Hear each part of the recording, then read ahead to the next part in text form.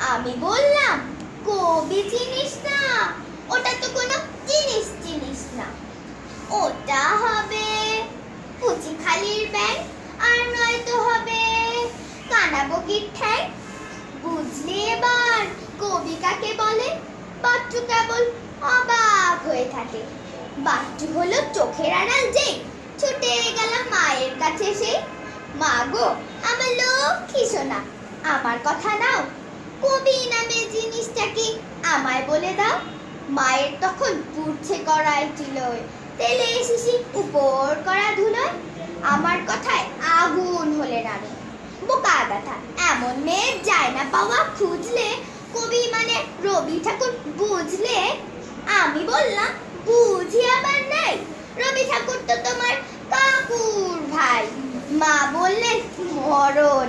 আমি বললাম, ওই দোয়াটাই করো। মা বললেন, বালাইসা। আমি বললাম, এবার তবে মানলে তুমি ঘাট।